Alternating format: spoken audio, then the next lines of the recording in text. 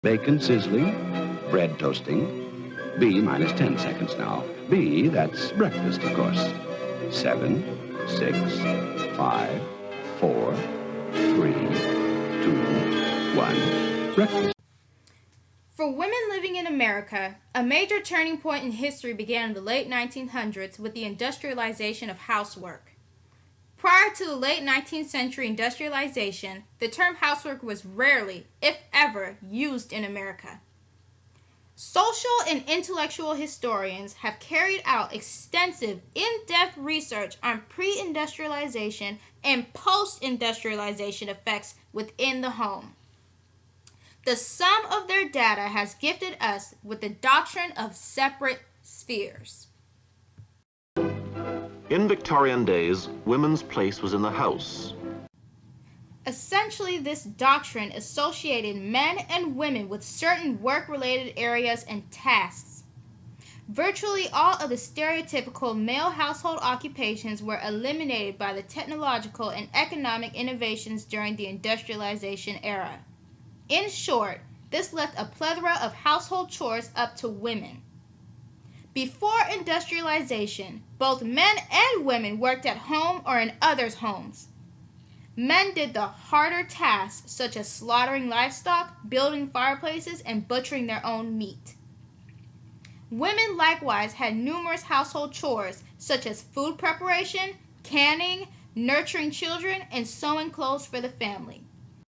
But as a result of industrialization, most men working within the home or in the home of others eventually outsourced to work within factories, mills, and mines to feed the growing demand of labor in the new industrialized workforce.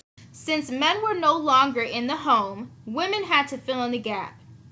Since women were left with such an extensive labor load, the market economy targeted women through television ads, newspapers, and magazines. They set out numerous commercials and invented multitudes of gadgets. By these marketing schemes, the market economy dominated the household. It floats. The Hoover constellation floats on air, floats on its own cushion of air, floats with you through housework. Yes, the Hoover constellation floats. It doesn't just slide. There. Just as it floats over the table, so it floats through your housework. A gentle pull, and it follows in your footsteps for perfect all-round-the-house cleaning. So if you want to float through housework, get the fabulous Hoover constellation.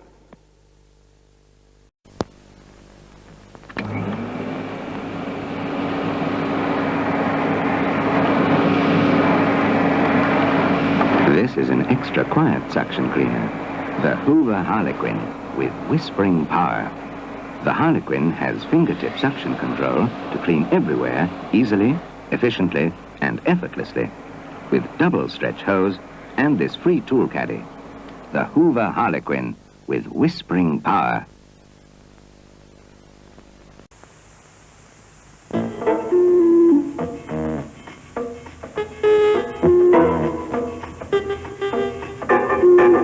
A washing machine with a push-button brain that selects from 9 automatic wash cycles introduced by Mally's Whirlpool. It's as simple as this.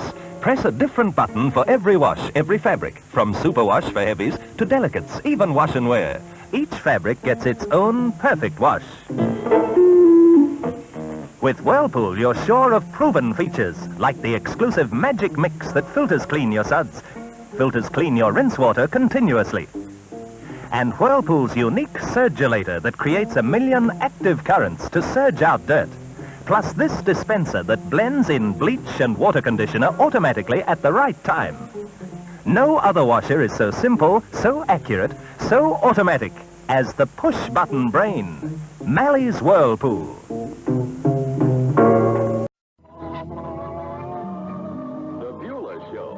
Brought to you by self-washing Dreft for dishes and fine washables, and deep cleaning Oxidol for the family wash.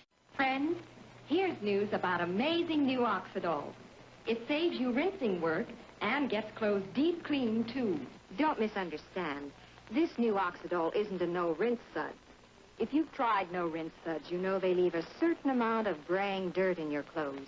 But Oxidol gets out that graying dirt and saves rinsing work too, because it's designed to get clothes deep clean with just one rinse. These new Oxidol suds reach deep down into the fibers, loosen the dirt, and float it away. Look at this snowy white uniform, washed with deep cleaning Oxidol and rinsed only once. It really looks clean, doesn't it? It feels clean, too. And it smells clean, because it's deep clean. With just one rinse, Oxidol washes clothes cleaner of dulling film than any leading soap with 2 rinses. Get new Oxidol. Although most of these gadgets seem good, the more inventions that were made available to housewives, the higher the expectation of cleanliness, timeliness, and workloads being tripled. The car made the expectation that women would do more work, such as running chores, grocery shopping, picking up children from school, etc. These inventions only eliminated the drudgery of labor, and not labor itself. In fact, the work expectation of women was steadily increasing at this time. The average individual does not take the time to study the complex technological process behind most common household chores. But in the next few clips, I will demonstrate to viewers what this technological process is all about.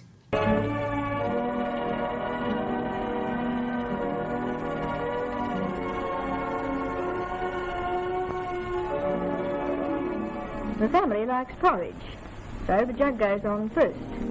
I usually start on Betty's lunch while waiting for the jug to boil. That bread bin's very handy. It's really only a biscuit tin painted, but it keeps the bread fresh.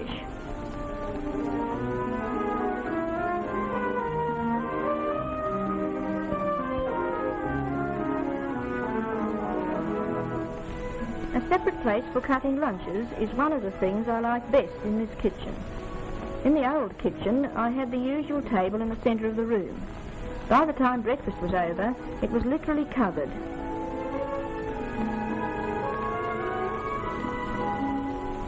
Another reason for calling this my handy kitchen is that there's no need to walk from place to place for things. There's the saucepan, the spoons in the drawer, salt on the shelf with the tea and coffee. The porridge is in the cupboard with the measuring cups. And that bench is just the right height for that job.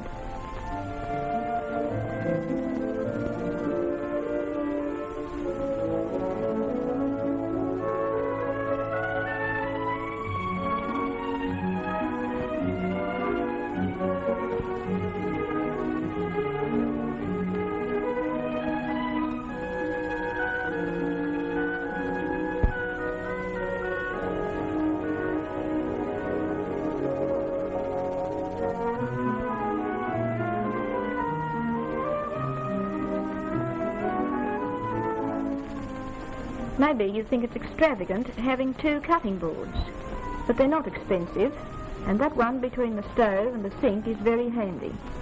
Meat, vegetables and bread can be cut on it. In fact, it's always in use. And what's more, it can be taken out for scrubbing. I'd recommend that to every homemaker. It makes cleaning so much easier. I tried to plan a time-saving kitchen with a place for everything. Even setting the table is quicker now. The tray under the sink, knives and forks are in one drawer.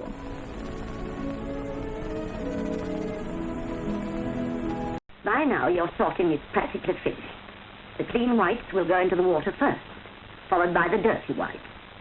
Then you will change the washing water, using a lower temperature for the soaps, which are followed by the woollens.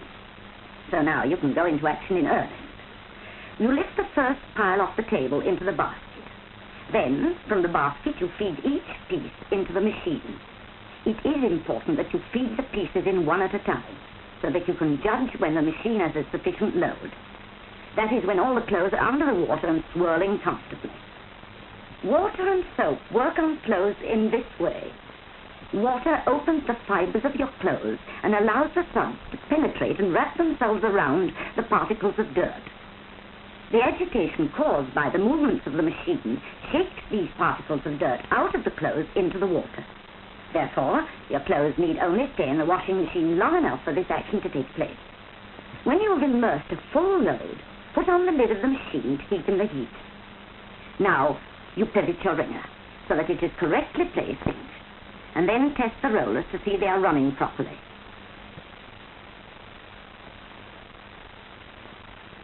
Of course, careful enough to provide yourself with plenty of soap, haven't you? You've still got time to rinse the handkerchiefs so that they will be ready to go into the machine with the second load, the dirty whites. Give them a good rinse in clean, cold water, and then wring them through onto the top of the machine. What a pleasure there is in using a wringer that works itself. Only a switch to turn instead of a heavy handle. Rubber rollers, too, so that you don't break your buttons. No uncovered metal parts to mark your clothing. And a safety catch should you want to stop it suddenly. The first load in the washing machine should be about ready to take out now. So you get everything prepared. You empty the sink and clear the draining board, putting the handkerchiefs into the basket. Now you take up the second load to put in the basket, pushing up the third and fourth loads so they will be handy when the time comes. Then you turn off the agitator, turn on the tap to fill the sink for rinsing. Start the wringer. The roller sets so that the clothes will fall into the rinsing water. You open the machine and take out the pieces one at a time and wring the suds out of them. You're careful not to force the clothes through the wringer in a bunch. If you did, there would be an unequal strain on the fabric. Parts of it would be squeezed clean of suds, while other parts would be streaked with dirty suds. You therefore distribute your garment evenly along the whole length of the rollers and keep it spreading evenly as it goes through. Having wrung all the first load, start up the agitator again and put in the second load. You can usually wash 2 loads of clothes in your machine in the same suds, especially if the first lot of the clothes have not been too soiled. While the second load is being washed, you prepare to rinse the first load. You put your basket on the draining board, ready to take the clothes when they have had their 2 rinses. Then you see the sink is full and set your wringer. You use lukewarm water for your first rinse, and you are thorough about the whole process of rinsing. You plunge your clothes up and down with large, easy movements to make sure they are free from suds, and then run them through the wringer onto the top of the machine. You then refill the sink with cold water, which you use for wipes, and repeat the process. As you can see in the previous clips, there is an extensive technological process behind most common household chores. Not only is the woman's work time-consuming, but it is also tiresome. Only the rich women of the time did not have to worry about as much work. With the help of maids and servants, they had a smaller workload compared to the working-class women. In the next clip, I will show you a video of what work was like for most working-class women. Work was no novelty. The Industrial Revolution, which was to bring about the emancipation of modern woman, at first provided her mainly more hard work, long hours, and poor pay. This was the lot of the factory girl, and there were hundreds of thousands of these girls receiving 1/3 or 1/2 the wages paid to men for similar work.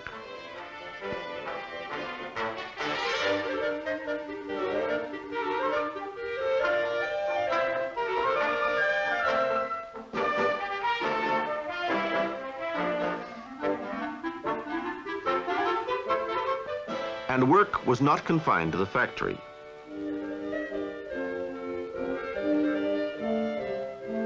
Among the working classes without servants, the housewife's existence was one of almost unalleviated drudgery. There were no labor-saving devices.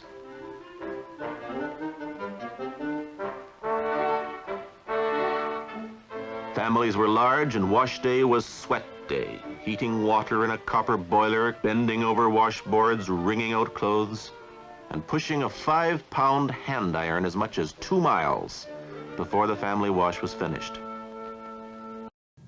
As bad as the video looks, some women, mainly poor women and immigrants, preferred factory work over housework. Expressing the depth of loathing housework in her book, the author of More Work for Mother is quoted saying, "The dark satanic mills did not look nearly so dark or nearly so satanic to young women who knew what it was like to work in some of America's dark satanic kitchens." Housework grown to be so unbearable that many women's health declined drastically as a result of it. In efforts to combat the hardness of housework, certain individuals band together to create cooperative communities, which housed, fed, and cared for a number of families all in the same vicinity, but that later failed. It is harder to maintain and uphold a cooperative community when the task given strikes close to home. It is no longer about how to serve a meal, but instead how I would serve a meal to my family, how I would clean in my household, how I would discipline my children. This led to a lot of feuds and multiple disagreements, eventually leading to the downfall of cooperative communities and, moreover, leaving more housework for mother. Those same magazines that targeted women to insinuate the need of a female presence in the home performing household tasks later changed their language in those same years and started to imply that housework was no longer to be thought of as a chore, but rather as an expression of a woman's love for her family. This turned the minds of many women and made them cherish housework and use it as an outlet or as an emotional bank for their families. Ads began getting brighter, and women began conforming to the housewife persona we know today. This was a major turning point in American history.